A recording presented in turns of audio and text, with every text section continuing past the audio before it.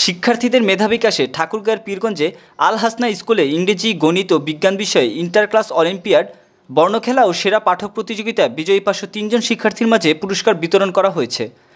শনিবার সকালে পৌর অডিটোরিয়ামে স্কুলের পরিচালক ইত্তেশামুল হক মিমের সভাপতিত্বে শিক্ষক বেলাল হোসেনের সঞ্চালনায় অনুষ্ঠানের সভায় বক্তব্য দেন ঠাকুরগাঁও 3 আসনের সাবেক সংসদ সদস্য ও উপজেলা বিএনপির সভাপতি জাহিদুর রহমান, সাবেক উপজেলা চেয়ারম্যান জিয়াউল ইসলাম Zia, academic supervisor Zahurul Islam, Pirganj press ক্লাবের সভাপতি জয়নাল আবেদিন বাবুল, সাধারণ সম্পাদক নসরতে খোদা রানা, স্কুলের প্রধান শিক্ষক রাশিদুল ইসলাম, রানী শঙ্কর কলেজের শিক্ষক মাহবুবুর রহমান প্রমুখ।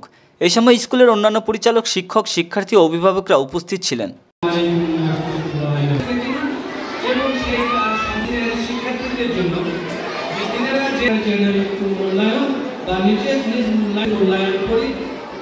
এটাই হচ্ছে মনে করে আমি আমার সংক্ষিপ্ত বক্তব্য এখানে।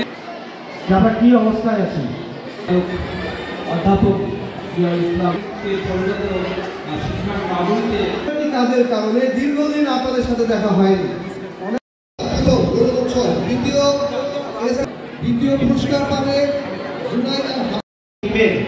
দ্বিতীয় স্থান জুনিয়র কেজি সুরমা শাখা, সাথে আহ্বান করছি। তৃতীয় স্থান